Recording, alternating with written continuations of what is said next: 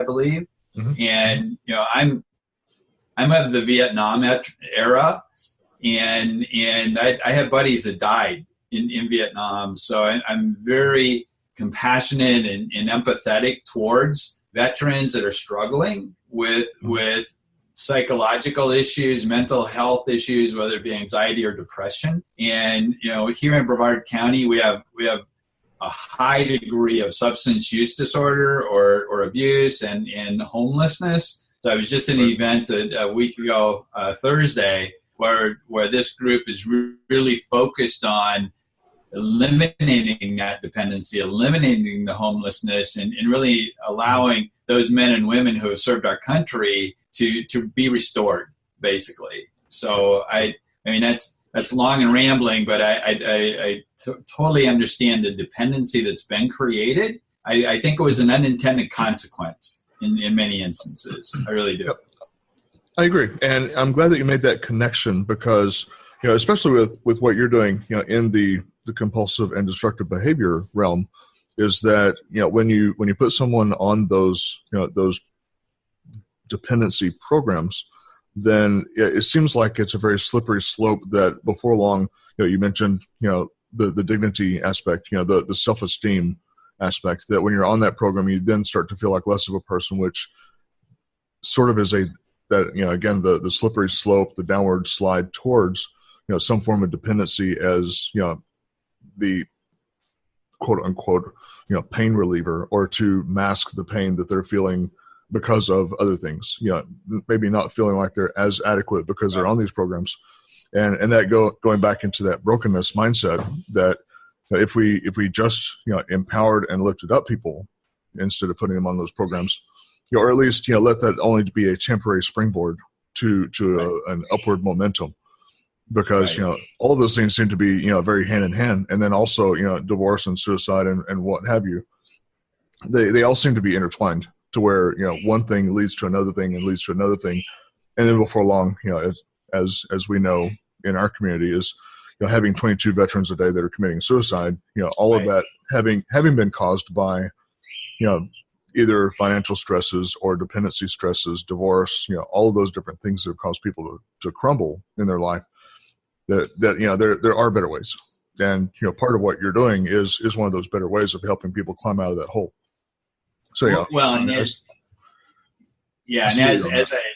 as I passed along to you earlier, part of my mission is to crush the stigma of mental illness, crush the stigma of the drug abuse, crush the stigma of the fast-growing opioid crisis, and we're very empathetic and we embrace news when somebody is diagnosed with cancer or diabetes or some one of those sort of physical conditions, but yet I remember people referring to me as one of those people, right? Yeah. So the stigma of those people, that person that was going in to seek alcohol treatment, or the person who now is battling anxiety and depression, so they're given medication that was benefiting, I would say, and this is a little radical, I guess, but benefiting only the pharmaceutical companies in many instances, because there are certainly a need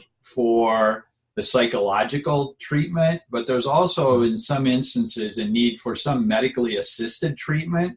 And you mentioned the suicide rate earlier amongst veterans. There's treatment programs that have been around for 50, 60 years for alcohol and drugs that the insurance companies are now beginning to be reluctant to fund those treatment programs. Why? Because 7 out of 8 people that are going through the typical treatment program, the traditional treatment program, 7 out of 8 people are relapsing within the first 30 days. So there's a movement now that I'm fortunate, blessed to be a part of. It's called intensive outpatient therapy, where as long as you have a safe bed to sleep in at night, as long as you have a job, why take that person out of their natural surroundings and take them away for 30, 60, or 90 days at a cost of as much as $35,000 to $40,000 a month? Why not look at a different model? which is now the IoT, or the intensive outpatient therapy, which I'm becoming more of an advocate for as I'm seeing more success with that, compared to the way that we've done it for the last 50, 60 years, where it's not been working. It's not been successful, but yet we've continued it.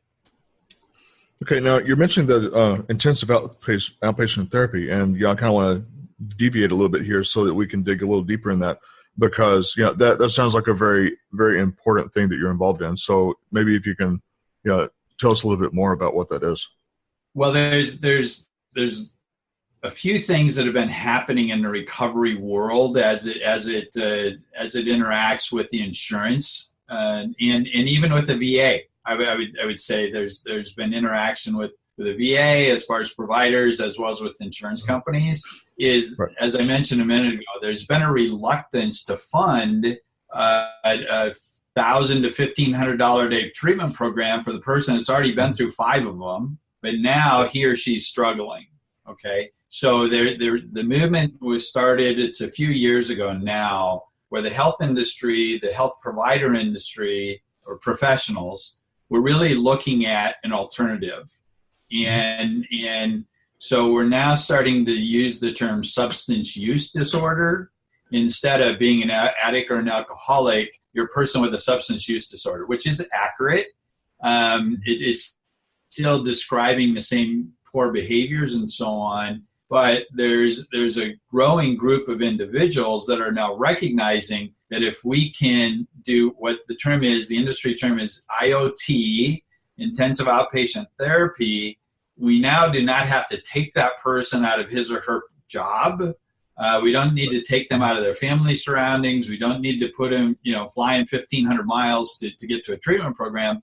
You now have that professional stay in their job, maybe at 3:00 in the afternoon, 5 days a week. They end up going to therapy or going to group sessions in their own neighborhoods. And the level of success is greatly improved, because now not only is the individual who's struggling with the substance use disorder getting help he or she really wants, but you can now also engage the spouse or loving family members or children, because they're now able to participate into some levels of care in that same geographical location. And here's what I can tell you, having done this I'm fortunate to be sober almost 28 years. The most powerful thing that somebody can hear when they're just battling the demons of addiction or the depression brought on by alcoholism,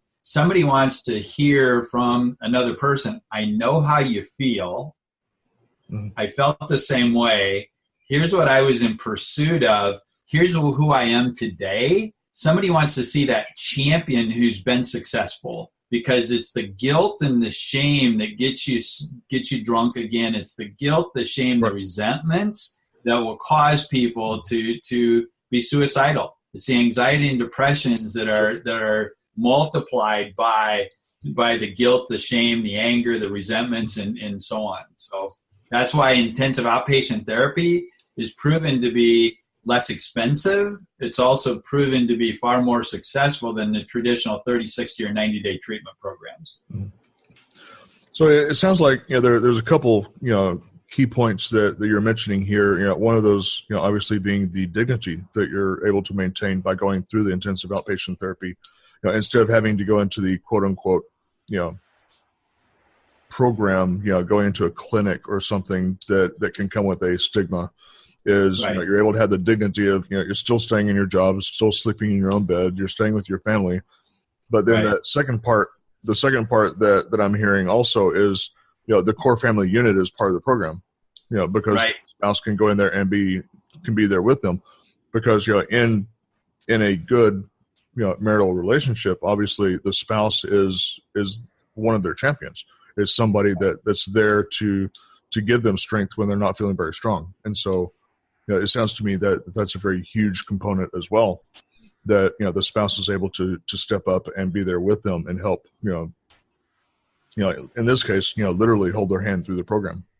Right. And what I realize, and I speak on this topic a lot too, is that the people that love us the most, the people that we care about the most, the people that have always been there for us are those individuals who we've really damaged relationships. We've abused the relationships, just by, I tell the story very often. I couldn't remember whether I told the truth or not when I was in the insanity of my drinking. I couldn't remember if you and I had a conversation, whether I told you the truth yesterday or not. So too many times I realized that I was telling a lie because I didn't know whether I told you the truth or I told you a lie the day before. So you're telling a lie to cover up a lie that never happened. So when you get to the point where you don't trust yourself, you don't believe yourself, when you've hurt those that love and care about you the most, the worst thing we can do is take that person, put them on an airplane, and send them to Central or South Florida for treatment. And now your biggest supporters are hours away from you. Why not facilitate a program in your neighborhood to not only restore the dignity, but also to leverage that support network that is naturally there? Yeah. And I'm sure a lot of healing can come from that too, because, that spouse or that family member is part of the program. And so then, they're able to be part of that healing as well. And right. strengthen the relationship when there actually were wounds that were created in the process. Yeah, absolutely. Very deep wounds. And, right. and, part of the program is making amends. And, that's one of the hardest things I think for people battling through recovery is the guilt and shame. And so it's the inpatient the IoT, the intensive outpatient therapy, I think is going to serve our communities well. I mean, think about having a treatment for cancer. You go to chemo treatment and then you go back home, or you go, whatever that treatment is for any of the other illnesses.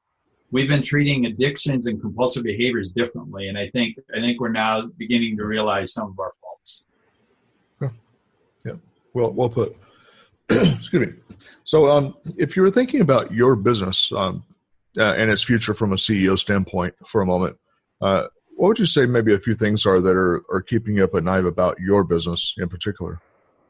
Yeah, one of the things I ask people when I'm seeking information is, what's your 2:00 in the morning problem? What's your 2:00, what's waking you up at 2 a.m?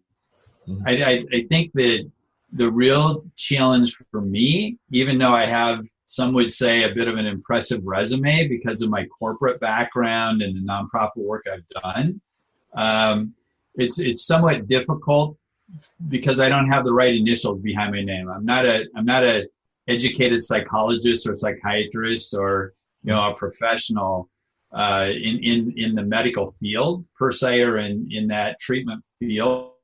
So that's a bit of a challenge for me personally. I think the other item is it's the stigma. It's not safe for people to readily admit to me. My go-to-market strategy is I'll do an assessment with an individual, and then I put people literally from coast to coast and border to border into cohorts of 16 people on Zoom calls. And it's the confidentiality and the anonymity that sometimes is difficult for that high level professional to wonder who else is seeing his or her face on the call. So that's a bit of a challenge, is just embracing it. So it's number one. It's the lack of professional designations that I battle to a bit, or to some extent. But then it's not safe, which is that whole message that I want to get out there, that we crush the stigma. Mm-hmm. So do you believe that it's important for people, especially personal life and business life, to create some sort of a strategy that gets them through and helps them go through the success process? Yeah, absolutely. I've been fortunate to now be married almost 29 years to a wonderful woman.